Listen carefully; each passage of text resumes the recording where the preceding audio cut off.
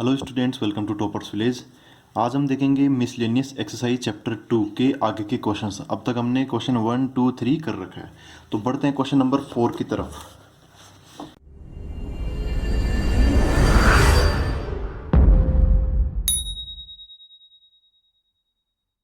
इसमें क्या बोला है? Find the domain and range of the real function f defined by f of x equal to root x minus one. देखो root के अंदर आ गया एक्सप्रेशन, तो डोमेन निकालने में तो हमें एक यहाँ पर एक इनइक्वलिटी लगानी पड़ेगी। फिर रेंज देखते हैं। तो अपना क्वेश्चन है f of x equal to root x minus one. तो सबसे पहले आते हैं डोमेन पर। सबसे पहले डोमेन पर आते हैं। देखो यहाँ पर स्क्वायर रूट है ना। यहाँ पर क्या कंडीशन है? स्क्वायर रूट की स्क्वायर रूट का एक्सप्रेशन है यहाँ पर। तो स्क्वायर रूट के एक्सप्रेशन को हम कैसे सोल्व करते हैं? यहाँ पे जो भी स्क्वायर रूट के अंदर लिखा हुआ है, मतलब कौन एक्स माइनस वन, वो जीरो से बड़ा या जीरो के बराबर हो सकता है। ठीक है, ऐसा नहीं चलेगा कि x minus one less than zero, क्योंकि पता है आपको रूट के अंदर नेगेटिव पॉसिबल नहीं है। तो जीरो या जीरो से ज़्यादा चलेगा। इसको हम सोल्व कर लेंगे तो ये मिलेगा हमें x greater than equal to one.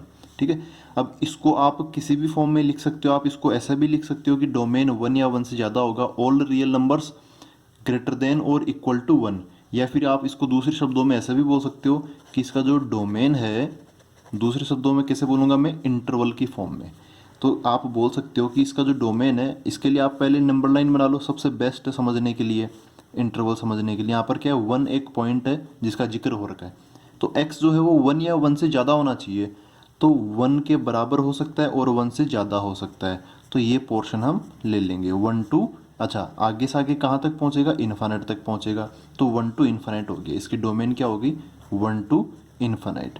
One को इंक्लूड कर रखा है तो यहाँ पे स्क्वायर ब्रैकेट, और इन्फानेट को इंक्लूड नहीं कर रखा क्योंकि उसको कभी हम करते नहीं है, तो यहाँ पर स्मॉल ब्रैकेट आ जाएगा। तो ये है इसकी डोमेन। हम वन या वन से ज़्यादा कुछ भी रख सकते हैं।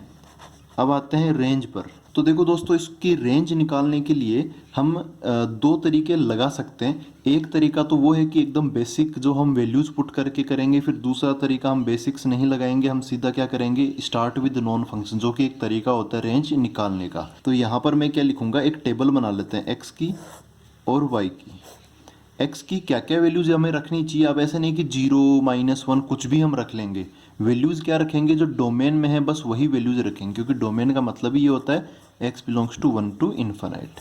ठीक है, यहाँ पर डोमेन का मतलब ये हुआ कि एक्स की वैल्यू वन से इन्फानाइट तक कुछ भी हो सकती है।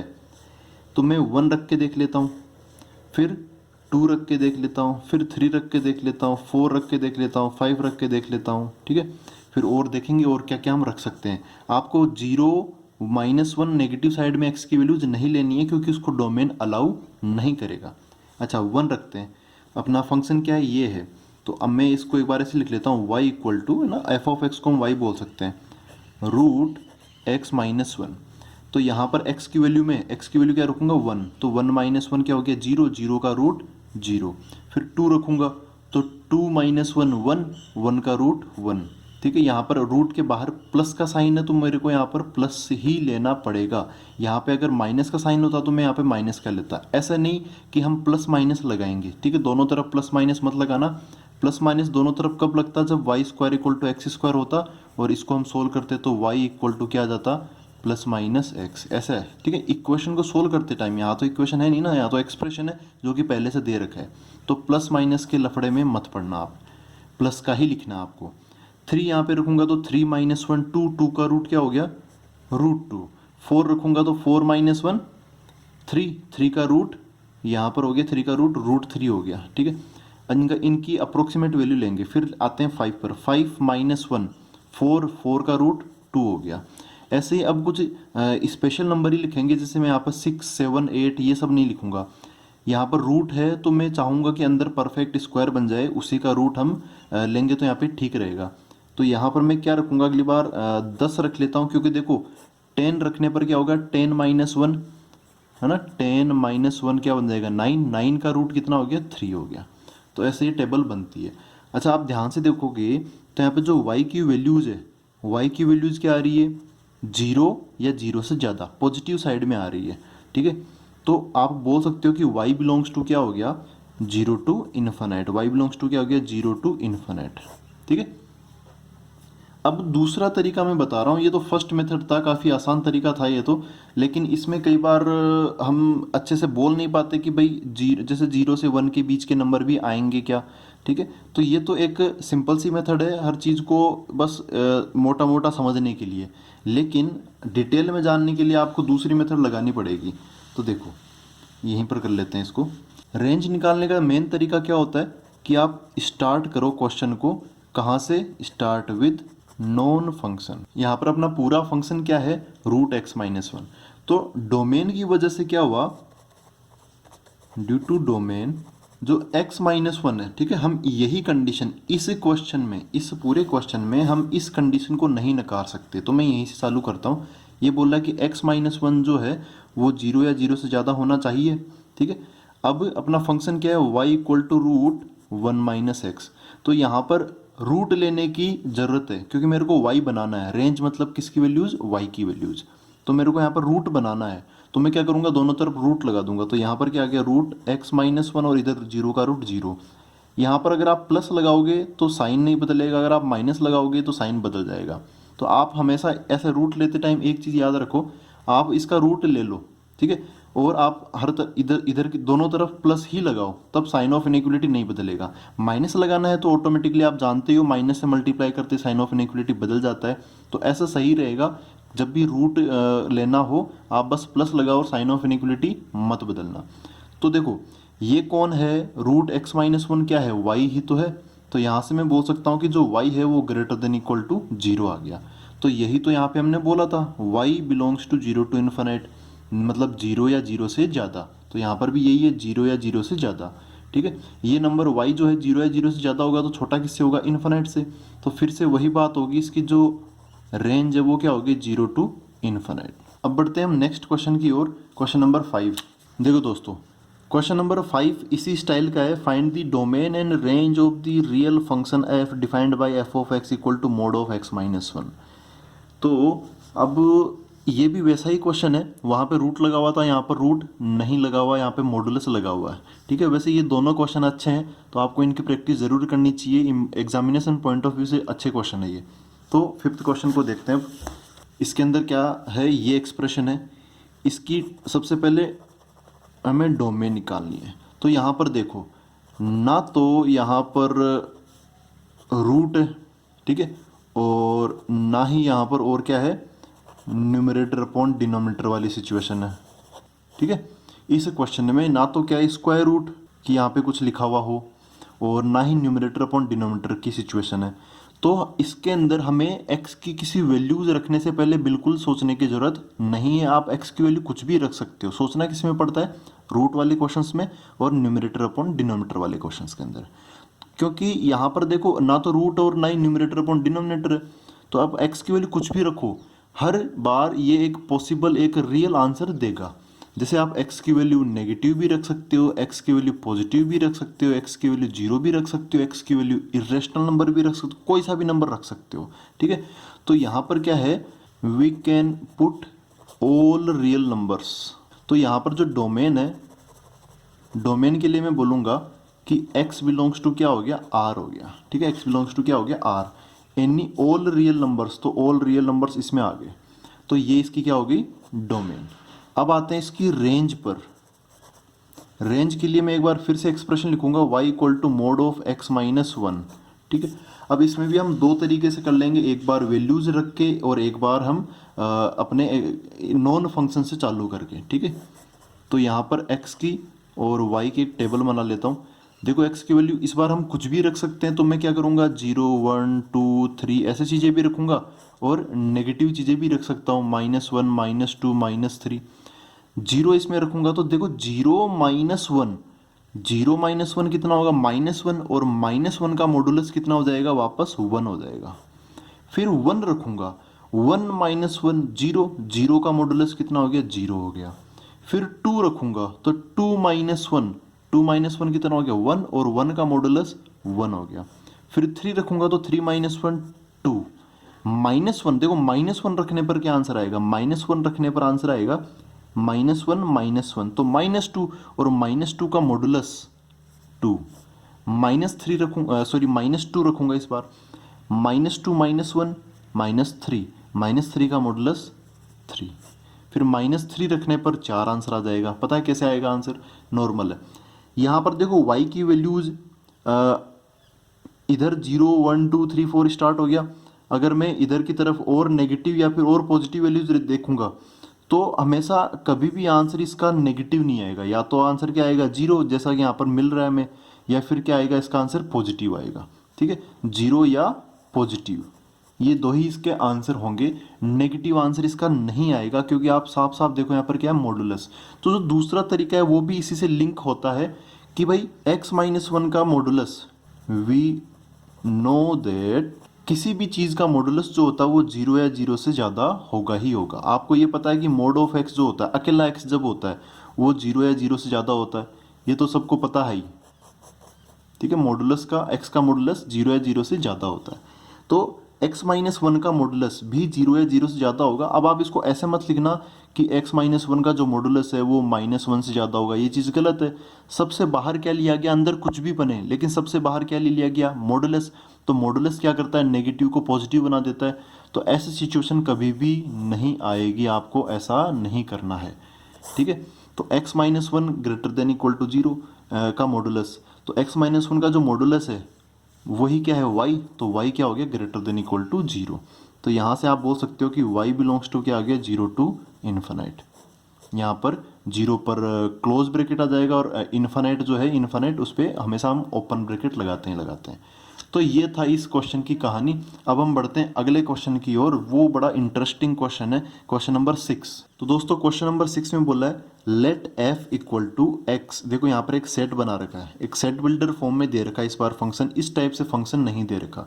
तो बात एक ही है, हम वैसे ही इसको बना लेंगे, कन्वर्ट कर लेंगे फटाफट। क्या बोल रखा है, x comma x square upon 1 plus x square such that x belongs to r, be a function from r into R. यहाँ पे ये इंटू दे रखा है, कभी यहाँ पे 2 देते हैं, कभी यहाँ पर ऑन टू देते हैं। तो वो कहानी हम 12th पे छोड़ देते हैं क्योंकि 12th में ही हम इंटू और ऑन टू समझेंगे। फिलहाल हम आगे बढ़ते हैं, determine the range of f। ठीक है, हमें f की रेंज बतानी है। तो पहले तो मैं इस क्वेश्चन को लिखता हूँ और उसके बाद में इसको हम कन्वर्ट करते हैं थोड़े आसान एक्सप्रेशन में, फिर बाद में इसकी रेंज निकालेंगे। तो दोस्तों ये एक्सप्रेशन है अपने क्वेश्चन का, f का फंक्शन का। अब आप इसको समझने के लिए आप बस सीधा सा ये देखो कि जनरली क्या होता है, f ऐसा दिखता है x, y, ये क्या होता है, एक ऑर्डर्ड पेयर होता है। ये क्या होता है, एक ऑर्डर्ड पेयर होता है सच देट, और यहाँ पर x बिलोंग्स टू r होगा या फिर x और y के अंदर कोई रिलेशन होगी ना, यहाँ पर क्या होगी, कोई ना कोई रिलेशन होगी बिटवीन x एंड y। ठीक है, ऐसी रिलेशन होगी जो कि क्या बनाए, फंक्शन ही बनाए और कुछ ना बनाए।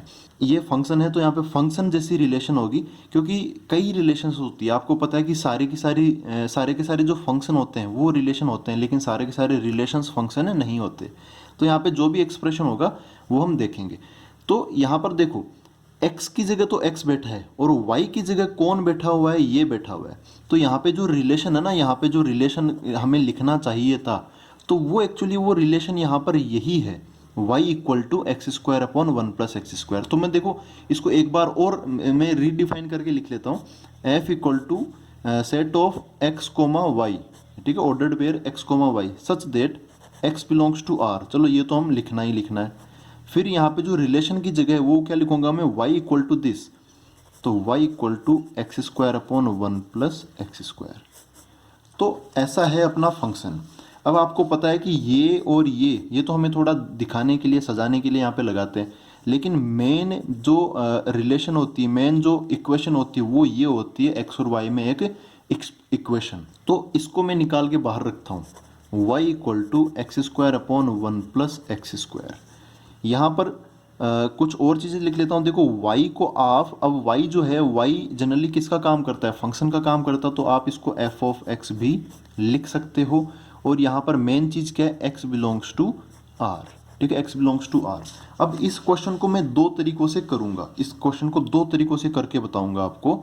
दोनों तरीकों में जो आपको बढ़िया लगे उसको आप फॉलो करना, लेकिन फिर भी मैं उस तरीक़ों को पहले करूँगा जो कि आपको जनरली फॉलो करना है। फिर एक दूसरा तरीका है ऑल्टरनेट मेथड, उसको बाद में देखेंगे, अभी इसके बाद में देखेंगे।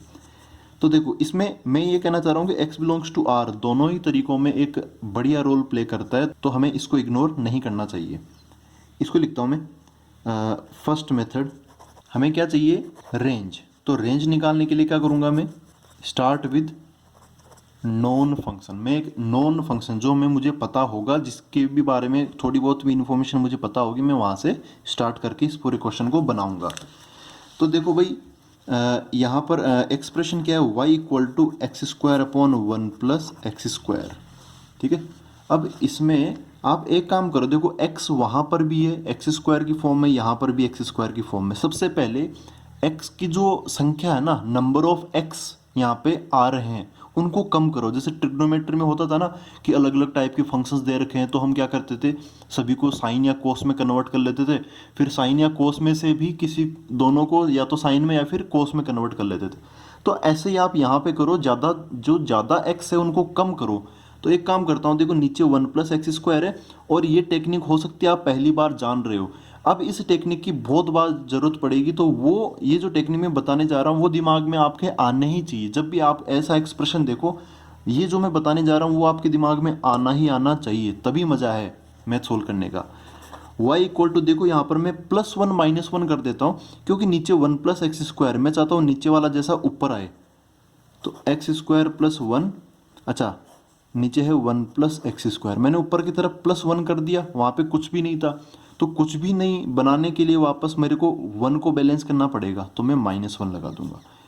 अब यहाँ पे अलग अलग कर लेता हूँ। ये जो 1 प्लस एक्स स्क्वायर है, जो डिनोमिनेटर है, वो एक बार मैं इसके अंदर डिवाइड कर देता हूँ, फिर एक बार मैं इसके अंदर डिवाइड कर देता हूँ। दोनों में अलग अलग डिवाइड कर देता हूँ, क्योंकि डिवीजन तो ऐसे डिस्ट्रीब्यूट हो जाएगा, नीचे वाला नंबर दोनों में डिस्ट्रीब्यूट हो जाएगा। तो ये हो गया x square plus 1 upon x square plus 1 minus ये नंबर 1 के नीचे चला जाएगा, तो 1 अपॉन 1 प्लस एक्स स्क्वायर, या इसको तो कैसे भी लिखो, एक ही बात है। ध्यान देने वाली बात ये कि ये एक्सप्रेशन कट गया, ये कटने के लिए ही तो मैं +1 बनाया था। अगर यहाँ पे प्लस, यहाँ पे ऐसा होता ना 2 प्लस एक्स स्क्वायर, तो मैं यहाँ पे +2 करता, तो फिर -2 लगाना पड़ता। तो नीचे वाले को देखते हुए ऊपर वाला बनाना पड़ता है। ये एक हैबिट है जो कि धीरे धीरे डेवलप हो जाएगी। y इक्वल टू ये कितना बन गया, 1 - 1 अपॉन 1 प्लस एक्स स्क्वायर। ठीक है, अब देखो यहाँ पर इस पूरे एक्सप्रेशन के अंदर एक ही जगह x है ना, एक सिंगल प्लेस है, किसका, x का। ठीक है, इस एक्सप्रेशन में बस यहीं पर है x। अब ठीक है, अब हम इस क्वेश्चन को कर सकते हैं। अब देखो इस क्वेश्चन को कैसे करूंगा मैं, स्टार्ट विद नॉन फंक्शन या एक्सप्रेशन जो भी है। तो देखो हमें सबको पता है, मैं यहाँ पे लिखूंगा वी नो दैट जो एक्स स्क्वायर होता है, जो यहाँ पर देखो 1 फिक्स है, -1 ये सब फिक्स है, तो मैं वेरिएबल से चालू करूंगा, और उसमें भी जो चीज़ मेरे को पता है वो सबसे पहले लिखूंगा। हम सबको पता है कि जो एक्स स्क्वायर होता है वो 0 या 0 से बड़ा नंबर होता है। अब देखो एक्स स्क्वायर के बारे में मेरे को इन्फॉर्मेशन पता चल गई, अब मुझे उसमें 1 जोड़ना पड़ेगा, फिर उसको उल्टा करना पड़ेगा, फिर माइनस लगाना पड़ेगा, फिर 1 जोड़ना पड़ेगा, तब जाके ये क्या बनेगा, y ही क्या है, रेंज होगी। तो अब हम इसमें +1 कर देते, तो इसमें +1 करूंगा तो उधर भी +1 करना पड़ेगा, बैलेंस। तो ये हो गया 1 प्लस एक्स स्क्वायर 1 प्लस 0, और 1 ऐड करने से दोनों तरफ कोई साइन ऑफ इनइक्वलिटी में चेंज नहीं होगा। अब मेरे को क्या करना पड़ेगा, देखो 1 प्लस एक्स स्क्वायर बन गया, 1 प्लस एक्स स्क्वायर बन गया, तो अब मेरे को इसका रेसिप्रोकल करना पड़ेगा। लेकिन रेसिप्रोकल लेने से पहले आपको दोनों लिमिट्स पता होनी चाहिए ही चाहिए, क्योंकि तभी सबसे बेस्ट तरीके से आप उसको समझ पाओगे, नहीं तो ना बहुत बड़ी गड़बड़ हो जाएगी। आप दोनों लिमिट ज़रूर बनाना, ठीक है। ये हमने एक सेपरेट वीडियो में डिस्कस किया कैसे हम इनइक्वलिटीज़ को सोल्व करते हैं, तो आप प्लीज़ इस चैप्टर की जो प्लेलिस्ट है उसमें जाके ये ज़रूर देख लेना कि इनइक्वलिटीज़ को हम कैसे सोल्व करते हैं, उसमें मैंने सारे केस डिस्कस किए। खैर यहाँ पर आते हैं 1 प्लस एक्स स्क्वायर हो गया। अब ये 1 प्लस एक्स स्क्वायर जो है वो बड़ा है, किससे बड़ा है, greater than equal to 1 plus 0 मतलब 1 से बड़ा है। ये एक्सप्रेशन 1 से बड़ा है तो छोटा किससे, हर नंबर इनफाइनाइट से छोटा होता है, ठीक है। तो क्योंकि आगे की अपर लिमिट तो कोई दे ही नहीं रखी थी ना, तो जब भी अपर लिमिट ना दे रखी हो आपको क्या लगा देना, वहाँ पे इनफाइनाइट लगा देना है। अब रेसिप्रोकल लेने की जरूरत है, तो मैं दोनों तरफ तीनों तरफ हम क्या ले लेंगे, रेसिप्रोकल ले लेंगे। तो इन्फिनाइट का उल्टा क्या हो गया, जीरो। ठीक है, इन 1/∞ क्या हो गया, जीरो हो गया। ये क्या बन गया, 1/1 प्लस एक्स स्क्वायर, और यहाँ पे 1 है तो 1 का उल्टा वापस क्या हो गया, 1 हो गया। 1/1 इक्वल टू 1 ही होता है। यहाँ पर जब भी हम रेसिप्रोकल लेते हैं, जो साइन होता है, साइन ऑफ इनइक्वलिटी, वो क्या होता है, चेंज होता है। तो ये जो ग्रेटर देन का है वो क्या बन जाएगा, लेस देन का। जो ग्रेटर देन इक्वल टू का है वो बन जाएगा less than equal to. Equal to वाले पे कोई फर्क नहीं पड़ता है। अब देखो, यहाँ तक हमने यहाँ तक का एक्सप्रेशन बना लिया। अब हमें माइनस लगाने की जरूरत है, तो मैं क्या कर दूंगा, इस पूरी इनइक्वलिटी को माइनस से मल्टीप्लाई कर दूंगा। तो ये क्या आ गया, जीरो बन गया। ये क्या बन गया, -1/1 प्लस एक्स स्क्वायर, यहाँ पर -1 हो गया। साइन ऑफ इनइक्वलिटी बदल जाएगा, माइनस से मल्टीप्लाई करें फिर बाद में साइन ऑफ इनइक्वलिटी चेंज करें। अब क्योंकि हम इसको बार बार कर चुके हैं तो वो चीज़ लिखने की ज़रूरत नहीं है। यहाँ पे लेस देन का क्या बन गया, ग्रेटर देन, और ये ग्रेटर देन इक्वल टू। फिर यहाँ पर देखो, अब हमने माइनस तक भी बना लिया। अब क्या करना है, हमें 1 ऐड करना है। ठीक है, तो मैं यहाँ पर भी 1 ऐड कर दूंगा। 1 + 0 1 बन गया, ग्रेटर देन यहाँ पर क्या बन गया, 1 - 1/1 plus x square, greater than equal to, यहाँ पर भी 1 ऐड कर दूंगा तो 1 - 1 ऐसा बन गया। ये एक्सप्रेशन किसका एक्सप्रेशन है, ये पूरा का पूरा अपने फंक्शन का एक्सप्रेशन है, y का। तो इस पूरे एक्सप्रेशन की जगह मैं क्या लिख सकता हूँ, y लिख सकता हूँ। तो यहाँ पे क्या लिख दूंगा मैं, y इधर कर लेते हैं इसको। यहाँ पर है 1 ग्रेटर देन, यहाँ पर क्या आ जाएगा, y greater than equal to 1 - 1 0। इसको थोड़ा सिस्टमेटिकली लिख लेता हूँ, छोटे से बड़े मतलब असेंडिंग ऑर्डर में लिख लेता हूँ, आरोही क्रम में लिख लेता हूँ इसको मैं। यहाँ पर क्या आ गया, 0 ग्रेटर देन इक्वल टू क्या बन जाएगा, लेस देन इक्वल टू, बीच में y है, फिर 1 सबसे बड़ा है तो 1 आ जाएगा। ठीक है, 1 सबसे बड़ा तो 1 की तरफ बड़ा वाला साइन आ जाएगा। तो ये है y बिलोंग्स टू 0 to 1। इसको मैं इंटरवल की फॉर्म में लिख देता हूँ, तो y बिलोंग्स टू 0 छोटा है 1 बड़ा है, तो 0,1, और 0 को इंक्लूड कर लेंगे क्योंकि यहाँ पर इक्वल का साइन है तो स्क्वायर ब्रैकेट, और 1 को इंक्लूड नहीं कर रखा तो स्मॉल ब्रैकेट लग जाएगा। ये है पहला तरीका। ठीक है, ये रेंज आ गई, ये आ गई रेंज। अब दूसरा तरीका देखते हैं। वो दूसरा तरीका आप जब अगर आप जेईई मेन और एडवांस की तैयारी कर रहे हो तो दूसरा तरीके में आपको कोई दिक्कत नहीं होगी, क्योंकि उसमें हम थोड़ा सा मतलब बढ़िया कंसेप्ट लगा देते हैं, उसको अंदर नया कंसेप्ट लगा देते हैं। बढ़िया तो क्या, नया कंसेप्ट है वो। ठीक है, सभी सारे कंसेप्ट ही बढ़िया हैं। कई बार ये कंसेप्ट आसान पड़ता है बड़े बड़े क्वेश्चंस के अंदर, कई बार वो कंसेप्ट आसान पड़ता है बड़े बड़े क्वेश्चंस के अंदर, तो ये छोटे बड़े तो होते रहते हैं। तो दोस्तों सेकंड मेथड पर आते हैं, रेंज निकालने की। अब देखो, क्वेश्चंस ही हमें सिखाते हैं, क्वेश्चंस ही हमें नई नई मेथड्स लगाने के लिए मजबूर करते हैं। तो यहाँ पर देखो, जो सेकंड मेथड है वो है represent x in terms of y। जो अपनी फर्स्ट मेथड थी उसमें हम क्या किया था, हमने स्टार्ट विद नॉन फंक्शन किया था। एक और मेथड है, वो तो बहुत ही बेसिक मेथड है। आप यहाँ पर कुछ वैल्यूज रख के देख लो तो आंसर लगभग हमेशा 0 से 1 के बीच में ही आएगा। ठीक है, तो वो मेथड मैं नहीं लगा रहा क्योंकि वो अब हम उससे ऊपर उठ चुके हैं।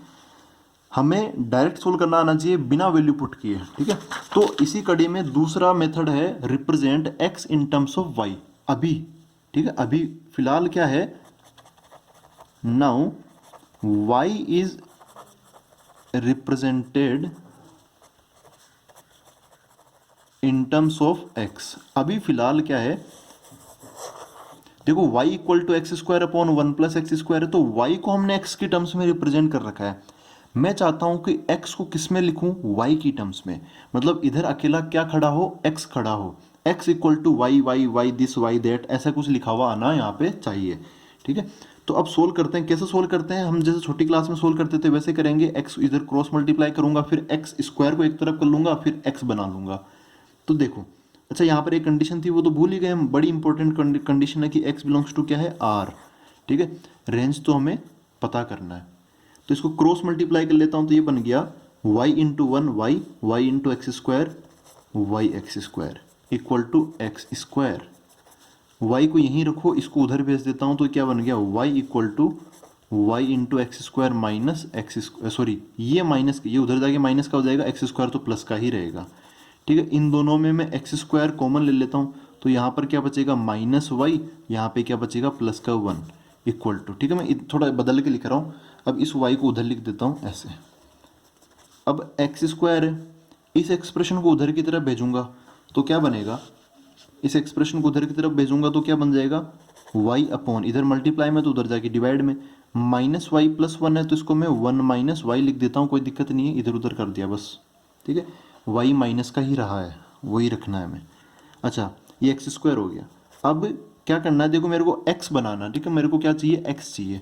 तो यहाँ पे जो एक्स स्क्वायर है, यहाँ पे जो इसका स्क्वायर है उसको उधर भेज दूंगा तो y यहाँ पे क्या बचेगा, x इक्वल टू, अब देखो हम इसको इक्वेशन सोल्व कर रहे हैं, इस टाइम आपको प्लस माइनस लगाना है, क्योंकि यहाँ पर पहले से रूट के सामने, यहाँ पे रूट ही नहीं है तो रूट के सामने कौन खड़ा होगा क्या पता हमें, ठीक है। तो इस स्क्वायर को उधर भेजूंगा तो क्या मिला मेरे को, y अपॉन 1 माइनस वाई, यहाँ पर क्या लग जाएगा, प्लस और माइनस दोनों ही लग जाएंगे। अब आती है सबसे मेन चीज, यहाँ पे क्या लिखा हुआ है, x belongs to r, x belongs to क्या लिखा हुआ r, ये गिवन है कि x बिलोंग्स टू क्या है, r है। इसका मतलब क्या है, x इज रियल, x क्या है, रियल है। अच्छा, x रियल है तो x की वैल्यू क्या है, अब आपको इसको और इस x रियल होने को, इन दोनों को क्या करना है, कनेक्ट करना है, इन दोनों चीज़ों को साइमल्टेनियसली समझना है। देखो x रियल है तो x का जो एक्सप्रेशन है y की टर्म्स में वो भी रियल होना चाहिए, ये एक्सप्रेशन रियल होना चाहिए, इसका मतलब x रियल है तो ये भी रियल होना चाहिए, इसका मतलब रूट वाई अपॉन, देखो प्लस माइनस तो रियल के लिए ही आता है, इसमें कोई दिक्कत नहीं है, root 1 minus root y upon 1 minus y, ये चीज़ भी क्या होनी चाहिए, रियल होनी चाहिए। अब ये रियल होने के लिए ये क्या है, रूट का एक्सप्रेशन है, तो रूट के अंदर वाला जो चीज़ है, ठीक है, ये रूट समेत पूरा रियल होने के लिए रूट के अंदर वाला जो एक्सप्रेशन है कौन, वाई अपॉन 1 माइनस वाई, वो जीरो या जीरो से ज़्यादा होना चाहिए, क्योंकि ये अगर ये एक्सप्रेशन अगर नेगेटिव हो गया ना तो रूट के अंदर नेगेटिव नंबर ये क्या हो जाता है, नॉट रियल, ये एक्सप्रेशन क्या हो जाता है, नॉट रियल।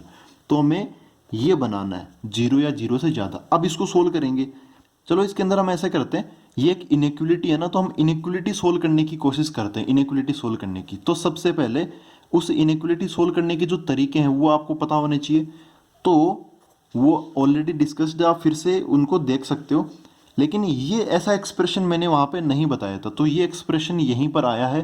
अब हम इसको यहीं पे सोल्व करते हैं, लेकिन मेन तरीके तो इसमें लगेंगे।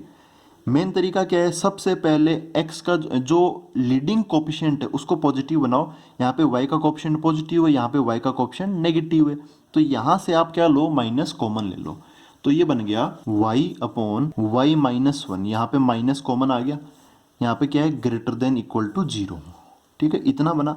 ये जो माइनस है इसको यहाँ से आप हटा दो, तो ये माइनस में यहाँ से हटाऊंगा तो माइनस को उधर भेजना पड़ेगा, या फिर दोनों तरफ मेरे को माइनस मल्टीप्लाई करना पड़ेगा, तो ऐसा करते ही क्या होगा, ये साइन ऑफ इनइक्वलिटी चेंज हो जाएगा। तो अब मैं लिखता हूँ इसको y upon y minus one, ये माइनस उधर भेजा तो साइन ऑफ इनइक्वलिटी बीच में वो बदलता जाएगा। ये एक्सप्रेशन आ गया, हम अब हमें इसको सोल्व करना है। यहाँ पर न्यूमरेटर के जीरोज कौन है, देखो y अकेला है तो y इक्वल टू जीरो, यहाँ पे नीचे वाले के जीरोज क्या है, y minus one equal to zero रख दो, तो यहाँ से तो y इक्वल टू जीरो ही आया और यहाँ से y इक्वल टू वन आया। इन दोनों को उठा के मैं यहाँ पे मार्क कर दूंगा, तो यहाँ पर ये जीरो छोटा है तो यहाँ जाएगा, वन बड़ा है तो यहाँ आ जाएगा, ठीक है। अब देखो क्वेश्चन क्या था, रेंज निकालने का क्वेश्चन था, आप समझो इन चीज़ों को कनेक्ट करो। रेंज निकालने का क्वेश्चन था, represent x in terms of y किया हमने, तो एक्स का एक्सप्रेशन ऐसा आ गया। अब हमें बस इसको बचाना है, तो अब ये क्वेश्चन इनइक्वलिटी का हो गया, मतलब रेंज का क्वेश्चन यहीं तक था, अब हम इनइक्वलिटी का हो गया। अब इनइक्वलिटी सोल्व करने का कंसेप्ट अब यहाँ लगेगा, ठीक है, रेंज का कंसेप्ट यहीं तक था, तो ये ऐसा बन गया। अब हम क्या करते हैं, साइन अलॉटमेंट करते हैं, तो यहाँ पर प्लस आएगा, सबसे राइट मोस्ट में हम प्लस मार्क करते हैं, फिर माइनस मार्क करते हैं, फिर वापस प्लस मार्क करते हैं। अब देखो दो चीज़ें हैं, किसको इंक्लूड करना है किसको एक्सक्लूड करना है, तो इस चीज़ को आप ध्यान से समझो। जो न्यूमरेटर है, पहले तो ये जान लो कि जो डिनोमिनेटर है इसको तो हम कभी भी इंक्लूड नहीं करते हैं, क्योंकि अगर मैं y इक्वल टू वन ले लूँगा, सही मायने में अगर मैं y इक्वल टू वन ले लूँगा ना, तो मैं यहाँ पर y इक्वल टू वन रख ही नहीं सकता। एक बार रख के देखो क्या बनता है, वन माइनस वन कितना हो गया, जीरो हो गया। अब समथिंग अपॉन जीरो कैसा लगेगा, इनफाइनाइट हो जाएगा ना। तो यहाँ पर जो डिनोमिनेटर का जो रूट है उसको आपको हमेशा हमेशा एक्सक्लूड करना है। तो y माइनस वन क्या आया, ये y इक्वल टू वन, इसको क्या करना हमें, ऑलवेज एक्सक्लूड, ऑलवेज एक्सक्लूड। तो यहाँ पे ये जो 1 है इसको मैं क्या कर दूंगा, एक्सक्लूड कर दूंगा, तो यहाँ पे क्या बना दूंगा, होलो बना दूंगा। अब देखो न्यूमिनेटर वाला कौन है, y वाला से क्या आंसर आया, y इक्वल टू 0। ठीक है, तो इसको इंक्लूड करना या नहीं करना वो तो वैसे ही है जैसे हम उन इनइक्वलिटी को सोल्व करते थे। y इक्वल टू 0 है, तो यहाँ पर देखो, यहाँ पर इनइक्वलिटी के अंदर इक्वल का साइन एक्सप्रेशन है यहाँ पे, तो जब इनइक्वलिटी में इक्वल का एक्सप्रेशन हो तो आप यहाँ वाले ऊपर वाले जीरोज ले सकते हो, कोई दिक्कत नहीं है, ले लो यार। तो यहाँ पर इसको हम इंक्लूड कर लेंगे। अब बात आती है सॉल्यूशन की, तो सॉल्यूशन कैसे देखते हैं हम, साइन ऑफ इनइक्वलिटी को देखते हुए। यहाँ पर क्या है, लेस देन इक्वल टू मतलब नेगेटिव पोर्शन मतलब ये। इस तरीके में एक्चुअली इनइक्वलिटी सोल्व करने में साइमल्टेनियसली एक साथ कई चीज़ों का ध्यान रखना पड़ता है। तो अब यहाँ पर ये आ गया, ये नेगेटिव पोर्शन आंसर हो गया। तो यहाँ पर इनइक्वलिटी किस में थी, y में, तो y belongs to negative portion, y belongs to negative part. Negative part कहाँ से कहाँ तक जा रहा है, 0 से लेके 1 तक, ये 0 से लेके 1 तक। ठीक है, तो 0 को देखो, 0 पर ऐसे डार्क कर रखा है, इसके बीच में घूमता रहेगा। 0 पर डार्क कर रखा है तो 0 को हम इंक्लूड कर लेंगे। 1 पर क्या है, होलो है, खाली है यहाँ पर, तो इसको हम स्मॉल ब्रैकेट लगा देंगे, तो ये 0 to 1 ऐसा आया। पिछला वाला तरीका समझने में आसान था, लेकिन करने में ये दूसरा वाला आसान होगा अगर बड़े क्वेश्चन आएंगे तब। फिलहाल दोनों में ही आंसर सेम है, y belongs to 0 to 1, y belongs to 0 to 1। ठीक है, तो ये था क्वेश्चन। अगर आपको समझ में नहीं आया तो आप इसमें दो काम कर सकते हो। एक काम तो ये कि आप जो ये फर्स्ट मेथड है, जो कि आपको आपके क्वेश्चन जनरली इसी से रिलेटेड आएंगे, स्टार्ट विद नॉन फंक्शन, ये तरीका लगाना सीखो। और अगर आपको ये तरीका सीखना है तो आपको एक इनइक्वलिटी की जानकारी होनी चाहिए। तो इनइक्वलिटी के लिए हमने सेपरेट वीडियो बनाए रखा है, तो आप वहाँ से देख सकते हो, वहाँ से आपको हेल्प मिल जाएगी। तो मिलते हैं अब अगले वीडियो के अंदर आगे के क्वेश्चंस लेके। Thank you very much.